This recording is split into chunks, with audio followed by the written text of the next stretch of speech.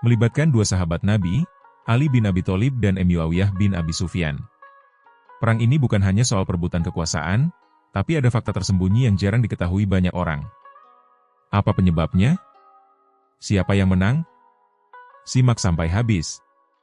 Assalamualaikum warahmatullahi wabarakatuh, teman-teman semua. Selamat datang di channel Islamic World, tempat kita membahas sejarah Islam dengan cara yang seru dan mudah dipahami. Semoga kalian semua dalam keadaan sehat dan selalu dalam lindungan Allah Subhanahu wa Ta'ala. Sebelum kita mulai, jangan lupa untuk tekan tombol like, komen, dan subscribe. Bantu channel ini berkembang agar lebih banyak orang bisa belajar sejarah Islam dengan cara yang menyenangkan. Dan jangan lupa, tuliskan sholawat kepada Nabi Muhammad di kolom komentar sebagai bentuk cinta kita kepada beliau. Juga, tulis dari kota mana kalian menonton video ini, biar kita bisa saling kenal dalam dunia maya atau dunia nyata. Dan yang menonton video ini saya doakan semoga dimudahkan segala urusannya, dilancarkan rezekinya dan bisa berangkat ke Tanah Suci Mekah untuk melakukan ibadah haji dan umroh. Barokallah. Selamat menyaksikan. Sejarah Islam pasca wafatnya Nabi Muhammad dipenuhi dengan berbagai peristiwa besar yang membentuk peradaban Islam hingga seperti yang kita kenal saat ini. Salah satu peristiwa paling berdampak adalah Perang Saudara Islam antara Ali bin Abi Thalib dan Muawiyah bin Abi Sufyan yang dikenal sebagai Perang Siffin. Untuk memahami akar dari konflik ini, kita harus melihat bagaimana situasi politik Islam setelah wafatnya Rasulullah dan bagaimana keadaan umat Islam di bawah kepemimpinan para khalifah sebelumnya. Setelah Rasulullah wafat pada tahun 632 Masehi, kaum muslimin dihadapkan dengan tugas besar, memilih pemimpin baru yang dapat meneruskan perjuangan Islam.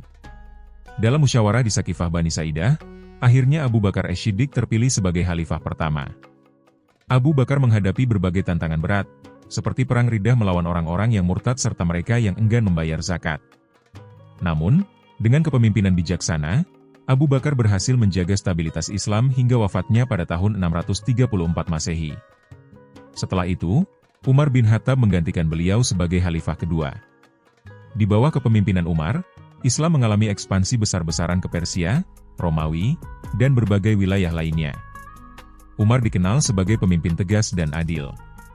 Namun, pada tahun 644 beliau dibunuh oleh seorang tawanan Persia bernama Abu Lulu'ah dalam peristiwa tragis yang mengejutkan kaum muslimin. Kekhalifahan kemudian beralih ke Utsman bin Affan, salah satu sahabat terdekat Rasulullah dari Bani Umayyah. Utsman dikenal sebagai sosok yang lembut dan dermawan. Di masa pemerintahannya, Islam terus berkembang, tetapi mulai terjadi berbagai permasalahan politik, terutama terkait kebijakan administratif yang banyak dipegang oleh keluarganya sendiri. Pada masa pemerintahan Utsman, banyak orang dari berbagai wilayah Islam merasa bahwa kebijakan pemerintahan lebih berpihak kepada keluarga Bani Umayyah, terutama dengan diangkatnya banyak kerabatnya sebagai gubernur. Hal ini memicu ketidakpuasan di kalangan umat Islam, terutama dari kalangan sahabat yang menginginkan pemerintahan yang lebih adil dan transparan. Situasi semakin memburuk ketika muncul gerakan oposisi yang menuntut agar Utsman turun dari jabatannya. Pemberontakan ini dipimpin oleh berbagai kelompok dari Mesir, Kufah, dan Basrah, yang menganggap bahwa pemerintahan Utsman bersikap tidak adil dan terlalu berpihak pada Bani Umayyah. Pada tahun 656 Masehi, para pemberontak mengepung rumah Utsman di Madinah. Para sahabat, termasuk Ali bin Abi Thalib, mencoba meredam konflik ini dengan jalan damai. Namun, situasi semakin tidak terkendali, hingga akhirnya Utsman dibunuh secara tragis di dalam rumahnya saat sedang membaca Al-Quran. Peristiwa ini mengguncang dunia Islam dan menjadi titik awal perpecahan besar di antara kaum muslimin. Setelah wafatnya Utsman, kaum muslimin menghadapi krisis kepemimpinan. Dalam kondisi penuh ketegangan, akhirnya Ali bin Abi Thalib dipilih menjadi khalifah keempat. Ali adalah sepupu sekaligus menantu Rasulullah, serta dikenal sebagai sosok yang berilmu, pemberani, dan adil. Namun, pengangkatan Ali sebagai khalifah tidak diterima oleh semua pihak. Salah satu yang paling vokal menentang kepemimpinannya adalah Muawiyah bin Abi Sufyan, gubernur Syam dan kerabat Utsman. Muawiyah menolak untuk berbayat kepada Ali sebelum pelaku pembunuhan Utsman diadili. Muawiyah menganggap bahwa Ali terlalu lamban dalam menangani kasus pembunuhan Utsman dan mendesak agar para pemberontak segera dihukum. Sebaliknya, Ali berpendapat bahwa situasi belum memungkinkan untuk segera menindak pelaku karena kondisi politik yang masih tidak stabil. Perselisihan ini semakin meruncing, hingga akhirnya Syam dan Hijaz berada dalam situasi genting. Munculnya dua kubu besar, Ali versus Muawiyah. Dalam waktu singkat, umat Islam terbagi menjadi dua kubu besar. Pendukung Ali bin Abi Thalib mayoritas berada di Kufah dan wilayah Irak. Didukung oleh sahabat seperti Ammar bin Yasir dan Malik al-Ashtar. Menganggap bahwa Ali adalah pemimpin sah dan harus didukung penuh. Pendukung Muawiyah bin Abi Sufyan. Mayoritas berada di Syam. Menganggap bahwa Ali belum memenuhi tanggung jawabnya dalam mengadili pembunuh Utsman. Muawiyah menggunakan dalih qisas, pembalasan darah, untuk mendapatkan dukungan dari banyak pihak. Selain dua kubu ini, ada juga kelompok Khawarij, yaitu kelompok yang sebelumnya mendukung Ali tetapi kemudian menentangnya karena dianggap tidak tegas dalam menyelesaikan konflik. Menuju Perang Siffin. Dengan semakin tajamnya perbedaan pendapat, akhirnya Ali bin Abi Thalib dan Muawiyah mempersiapkan pasukan mereka masing-masing. Ali memobilisasi tentaranya dari Kufah dan Basrah, membawa sekitar 90.000 pasukan. Muawiyah mengumpulkan pasukan dari Syam, dengan jumlah sekitar 80.000 pasukan. Pada tahun 657 Masehi, kedua pasukan bertemu di daerah Siffin, dekat sungai Eufrat. Selama lebih dari 3 bulan, kedua belah pihak saling berhadapan dalam ketegangan yang luar biasa. Puncaknya, pertempuran besar yang dikenal sebagai Perang Siffin akhirnya pecah, menandai salah satu peristiwa paling berdarah dalam sejarah Islam. Perang Siffin adalah salah satu konflik paling menentukan dalam sejarah Islam, yang bukan hanya melibatkan dua pemimpin besar, tetapi juga mengguncang persatuan umat Islam. Perang ini terjadi antara Ali bin Abi Thalib dan Muawiyah bin Abi Sufyan, dua tokoh besar yang masing-masing memiliki pendukung setia. Setelah ketegangan meningkat akibat pembunuhan Khalifah Utsman bin Affan, kedua belah pihak akhirnya mengerahkan pasukan mereka untuk bertemu dalam sebuah pertempuran besar yang terjadi pada tahun 657 Masehi di wilayah Siffin, dekat sungai Eufrat. Bagaimana perang ini terjadi? Apa strategi yang digunakan oleh masing-masing pihak? Dan bagaimana akhirnya peperangan ini berubah menjadi salah satu peristiwa paling kontroversial dalam sejarah Islam? Mari kita bahas secara mendalam. Ali dan pasukannya bergerak ke Siffin. Setelah Ali bin Abi Thalib diangkat menjadi khalifah, ia menghadapi tantangan besar dari Muawiyah bin Abi Sufyan, gubernur Syam. Muawiyah menolak untuk berbaiat kepada Ali dan menuntut agar para pembunuh Utsman diadili terlebih dahulu.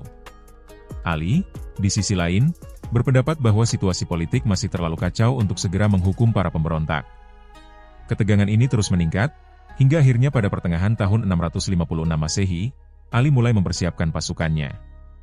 Ia mengumpulkan tentara dari Kufah, Basrah, dan berbagai wilayah lain di Irak, hingga akhirnya membawa sekitar 90.000 prajurit yang terdiri dari para sahabat, kaum Ansyar, dan orang-orang yang setia kepada kepemimpinannya. Dengan pasukan yang sudah siap, Ali mulai bergerak ke arah barat menuju perbatasan Syam, tempat Muawiyah telah bersiap dengan tentaranya. Muawiyah bersiap di Syam. Di pihak lain, Muawiyah bin Abi Sufyan tidak tinggal diam. Sebagai gubernur Syam, ia memiliki kendali penuh atas wilayah yang kuat secara militer dan ekonomi. Muawiyah mengerahkan sekitar 80.000 tentara yang terdiri dari pasukan veteran, banyak diantaranya adalah orang-orang yang setia kepadanya sejak era Utsman bin Affan. Muawiyah menyiapkan strategi bertahan di tepi sungai Eufrat, memilih lokasi Siffin, sebuah tempat yang secara geografis strategis untuk perang. Ia memastikan bahwa pasukannya memiliki akses penuh ke sumber air, sementara pasukan Ali akan kesulitan mendapatkan air selama pertempuran berlangsung. Pertempuran dimulai, bulan-bulan yang mencekam. Pada Juli 657 Masehi, pasukan Ali dan pasukan Muawiyah akhirnya bertemu di Siffin. Awalnya, terjadi negosiasi antara kedua belah pihak. Ali masih berusaha untuk menghindari peperangan, mengirim utusan untuk berdialog dengan Muawiyah, tetapi negosiasi berakhir tanpa hasil. Akhirnya, pertempuran pecah pada bulan Syafar tahun 37 Hijriah. Selama lebih dari 3 bulan, kedua belah pihak saling berhadapan dalam serangan-serangan kecil, di mana mereka melakukan perang posisi dan mengukur kekuatan satu sama lain. Namun, pada suatu titik, pertempuran besar akhirnya meletus. Para sejarawan mencatat bahwa hari-hari pertama perang dipenuhi dengan duel 1 lawan 1 antara prajurit terbaik dari masing-masing kubu. Dari pihak Ali, terdapat tokoh-tokoh terkenal seperti Malik al-Ashtar dan Ammar bin Yasir, seorang sahabat Rasulullah yang sudah tua tetapi masih berperang dengan semangat luar biasa. Dari pihak Muawiyah, panglima perangnya adalah Amr bin al-Ash, seorang ahli strategi yang cerdik dan berpengalaman dalam peperangan. Serangan demi serangan dilancarkan. Pedang beradu, panah melesat di udara, dan teriakan perang menggema di seluruh medan Siffin. Dalam pertempuran ini, ribuan nyawa melayang, tetapi belum ada tanda-tanda kemenangan di salah satu pihak. Malam Al-Harir, malam paling berdarah dalam perang Siffin. Puncak pertempuran terjadi dalam pertempuran besar yang disebut sebagai Lailatul Harir, Malam Al-Harir. Ini adalah malam paling berdarah, di mana kedua belah pihak bertempur tanpa henti sepanjang malam hingga keesokan harinya. Pasukan Ali berusaha menyerang garis pertahanan Muawiyah. Pasukan Muawiyah bertahan dengan sengit, sementara Amr bin al-Ash menggunakan berbagai taktik licik untuk mengelabui pasukan Ali. Darah tertumpah di medan perang. Kedua belah pihak mengalami kerugian besar. Dalam pertempuran ini, Ammar bin Yasir gugur. Kematian Ammar menjadi pukulan besar bagi pasukan Ali, karena sebelumnya Rasulullah pernah bersabda, Ammar akan dibunuh oleh kelompok yang zalim. Banyak sahabat yang melihat ini sebagai tanda bahwa Muawiyah berada di pihak yang salah. Namun, Muawiyah dan Amr bin al-Ash berhasil membalikkan situasi dengan propaganda politik, menyatakan bahwa pembunuh sebenarnya adalah Ali karena dia yang membawa Ammar ke medan perang. Keadaan semakin kacau, hingga akhirnya Muawiyah mengambil langkah mengejutkan, sebuah taktik yang akan mengubah jalannya peperangan. Strategi Al-Quran di ujung tombak, Muawiyah menghentikan perang dengan tipu daya. Ketika pasukan Muawiyah mulai terdesak, Amr bin al-Ash menyarankan taktik yang mengejutkan, mengangkat mushaf Al-Quran di ujung tombak. Tiba-tiba, ribuan prajurit Muawiyah mengangkat Al-Quran di ujung tombak mereka dan meneriakkan seruan. Janganlah kita saling membunuh. Biarkan Al-Quran yang menjadi hakim di antara kita. Taktik ini sangat efektif. Banyak tentara Ali ragu-ragu untuk melanjutkan peperangan karena mereka tidak ingin dianggap melawan Al-Quran. Ali melihat ini sebagai tipu muslihat, tetapi banyak tentaranya, terutama dari golongan Qurra, para ahli Al-Quran, mulai mempertanyakan perintah untuk melanjutkan perang. Sebagian pasukan Ali memaksa Ali untuk menerima arbitrase, meskipun ia tahu bahwa ini adalah taktik politik dari Muawiyah. Akhirnya, Ali terpaksa menghentikan perang dan menyetujui proses tahkim, arbitrase, yang akan menentukan nasib kepemimpinan umat Islam. Setelah pertempuran panjang di Siffin yang berlangsung selama berbulan-bulan, umat Islam mengalami guncangan besar. Perang yang melibatkan puluhan ribu pasukan ini bukan hanya memakan korban jiwa yang sangat banyak, tetapi juga mengubah jalannya sejarah Islam secara drastis. Setelah arbitrase, tahkim, yang dipaksakan oleh pihak Muawiyah dengan strategi mengangkat mushaf Al-Quran di ujung tombak, keadaan politik Islam berubah menjadi lebih kompleks. Keputusan Ali bin Abi Thalib untuk menerima arbitrase ternyata menjadi bumerang bagi kepemimpinannya, menyebabkan berbagai perpecahan internal, munculnya kelompok ekstremis, hingga akhirnya berujung pada tragedi besar dalam sejarah Islam. Lalu, bagaimana nasib umat Islam setelah Perang Siffin? Apa dampak dari arbitrasi yang dilakukan antara Ali dan Muawiyah? Dan bagaimana peristiwa ini membawa konsekuensi yang lebih besar di masa depan? Setelah Muawiyah dan pasukannya menggunakan taktik mengangkat Al-Quran sebagai tanda untuk menghentikan perang, banyak pasukan Ali yang mulai ragu-ragu untuk melanjutkan pertempuran. Banyak yang menganggap bahwa melanjutkan perang melawan pasukan yang mengangkat Al-Quran bisa dianggap sebagai bentuk pemberontakan terhadap agama. Tekanan dari dalam pasukan Ali semakin kuat, dan akhirnya Ali terpaksa menerima arbitrase meskipun awalnya ia tahu bahwa ini adalah taktik politik dari Muawiyah. Kesepakatan tahkim, arbitrase. Proses arbitrase akhirnya disepakati antara kedua belah pihak. Dalam kesepakatan ini, masing-masing pihak menunjuk seorang wakil untuk menyelesaikan perselisihan secara diplomasi. Ali bin Abi Thalib menunjuk Abu Musa al-Asy'ari, seorang sahabat yang dikenal sebagai sosok lembut dan cenderung pasif. Muawiyah menunjuk Amr bin al-Ash, seorang politikus dan ahli strategi yang sangat cerdik. Mereka berdua dipertemukan di wilayah Dumatul Jandal untuk melakukan perundingan. Namun, disinilah kesalahan fatal terjadi. Abu Musa al-Asy'ari ternyata tertipu oleh kecerdikan Amr bin al-Ash. Dalam perundingan, Amr berhasil mempengaruhi Abu Musa untuk membuat keputusan yang merugikan Ali. Hasil akhir arbitrase ini menyatakan bahwa Ali dan Muawiyah harus sama-sama mundur sebagai pemimpin, dan umat Islam harus memilih pemimpin baru melalui musyawarah. Ketika keputusan ini diumumkan, Abu Musa berbicara terlebih dahulu dan mengumumkan bahwa Ali telah diturunkan dari kepemimpinan. Namun, ketika giliran Amr bin al-Ash berbicara, ia tidak menurunkan Muawiyah, melainkan mengangkatnya sebagai pemimpin yang sah. Keputusan sepihak ini menghancurkan legitimasi Ali sebagai khalifah, menyebabkan kekacauan politik yang lebih besar. Munculnya kelompok Khawarij, ancaman baru bagi Ali. Keputusan Ali untuk menerima arbitrase ternyata menjadi bumerang besar bagi kepemimpinannya. Kelompok yang sebelumnya mendukung Ali dengan setia, terutama dari kalangan Qurra, para ahli Al-Quran, mulai meninggalkannya. Mereka merasa bahwa Ali telah berbuat salah dengan menerima arbitrase, karena menurut mereka, tidak boleh ada hukum yang lebih tinggi dari hukum Allah. Kelompok ini akhirnya memisahkan diri dari Ali dan membentuk gerakan baru yang dikenal sebagai Khawarij, orang-orang yang keluar. Khawarij menjadi kelompok ekstremis pertama dalam Islam, yang tidak hanya menentang Ali, tetapi juga menganggap semua orang yang tidak sejalan dengan mereka sebagai kafir. Mereka mulai melakukan serangan terhadap muslim lainnya, termasuk membunuh para sahabat dan ulama yang berbeda pendapat dengan mereka. Ali yang sudah kehilangan banyak dukungan, kini juga harus menghadapi ancaman baru dari dalam yang semakin melemahkan posisinya sebagai khalifah. Meningkatnya kekuasaan Muawiyah di Syam. Sementara itu, di pihak Muawiyah, hasil arbitrase justru menguntungkannya. Dengan cerdiknya, Amr bin al-Ash berhasil memanipulasi perundingan sehingga Muawiyah tetap diakui sebagai pemimpin Syam. Dengan kata lain, Muawiyah kini memiliki kekuasaan yang semakin kuat dibandingkan sebelumnya. Perlahan-lahan, Muawiyah mulai bertindak seolah-olah ia adalah pemimpin sah umat Islam, meskipun kekhalifahan Ali masih ada. Dengan kekuasaan politik yang semakin solid, Muawiyah mulai merancang strategi baru untuk merebut kepemimpinan Islam secara penuh. Tragedi besar, pembunuhan Ali bin Abi Thalib. Setelah kekacauan akibat arbitrase, Ali harus menghadapi serangan dari 3 arah. Muawiyah di Syam, yang semakin kuat dan tidak lagi mengakui Ali sebagai pemimpin. Khawarij, kelompok ekstremis yang membangkang dari Ali dan mulai melancarkan serangan terhadap pasukannya. Kekacauan internal di dalam wilayah Irak, karena banyak pendukungnya yang mulai meninggalkannya. Dalam kondisi yang semakin sulit, Ali tetap berusaha mempertahankan kepemimpinannya dan memerangi Khawarij yang mulai mengganggu stabilitas umat Islam. Namun, takdir berkata lain. Pada tahun 661 Masehi, seorang anggota Khawarij bernama Abdurrahman bin Muljam melancarkan serangan mendadak terhadap Ali saat beliau sedang sholat subuh di Masjid Kufah. Dengan sebilah pedang beracun, Abdurrahman bin Muljam menebas kepala Ali, yang akhirnya menyebabkan wafatnya khalifah terakhir dari Khulafaur Rasyidin ini. Tragedi ini menandai akhir dari era kepemimpinan Islam yang berdasarkan musyawarah, dan membuka jalan bagi dinasti monarki dalam Islam.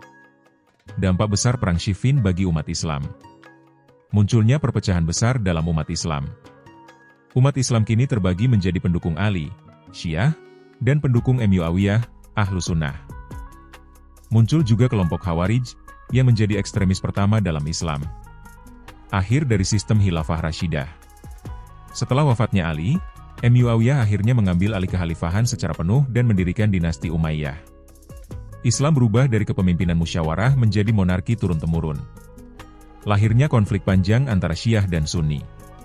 Perpecahan yang dimulai dari Perang Siffin masih berdampak hingga hari ini dalam hubungan antara Sunni dan Syiah. Akhir dari era Khulafaur Rasyidin, lahirnya dinasti Umayyah. Setelah terbunuhnya Ali bin Abi Thalib akibat serangan Abdurrahman bin Muljam, dunia Islam mengalami guncangan besar.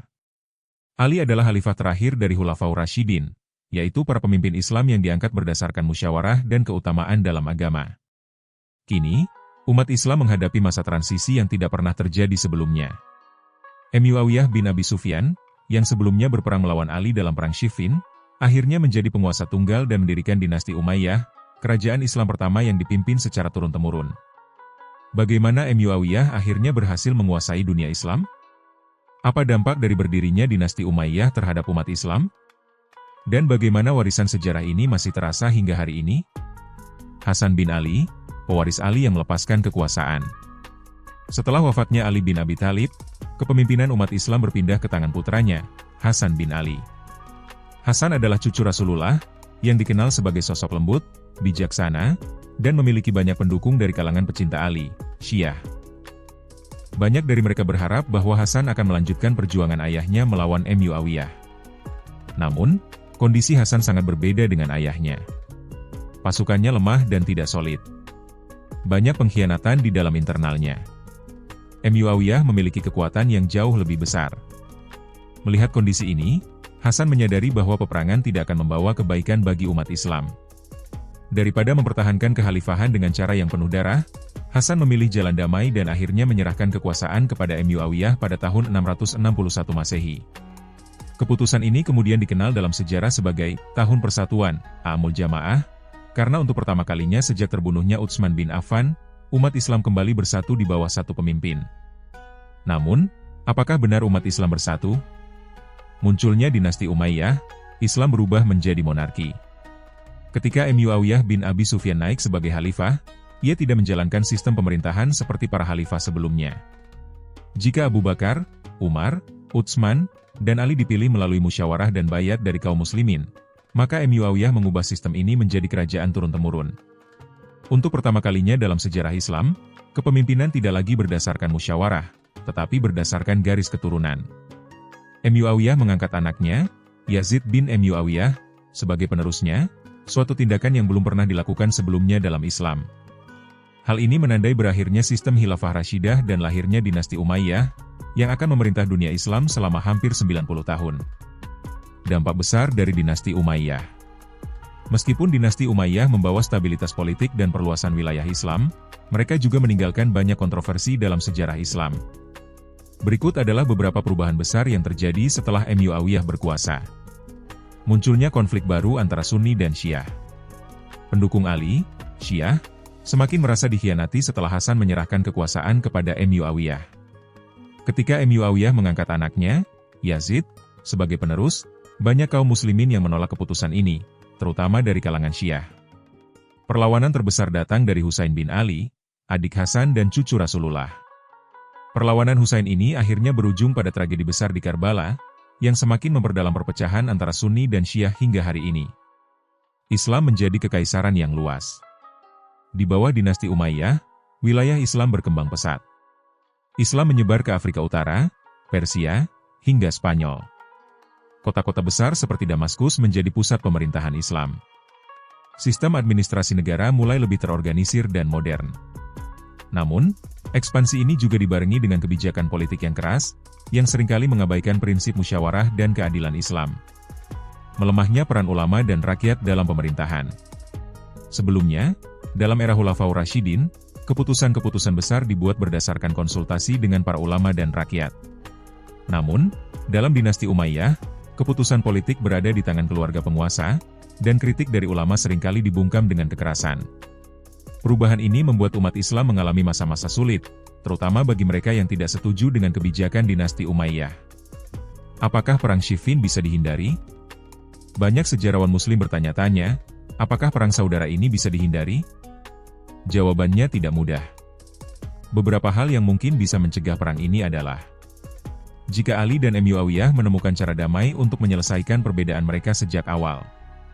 Jika arbitrase di Siffin dilakukan dengan lebih jujur dan adil. Jika umat Islam saat itu lebih bersatu dan tidak mudah terpecah oleh kepentingan politik. Namun, sejarah telah terjadi, dan peristiwa ini mengajarkan kita banyak hal tentang pentingnya persatuan umat Islam. Kesimpulan pelajaran dari sejarah ini adalah: Perang Siffin dan peristiwa setelahnya menjadi titik balik besar dalam sejarah Islam. Dari peristiwa ini, kita bisa mengambil beberapa pelajaran penting.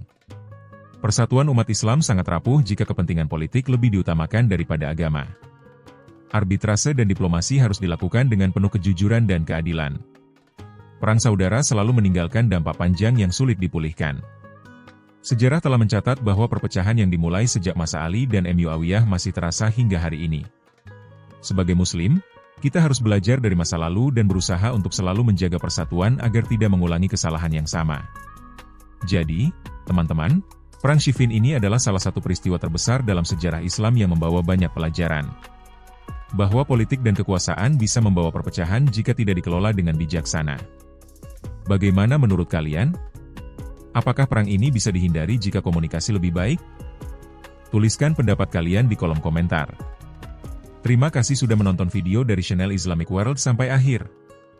Jangan lupa like, komen, dan subscribe agar kita bisa terus belajar sejarah Islam bersama.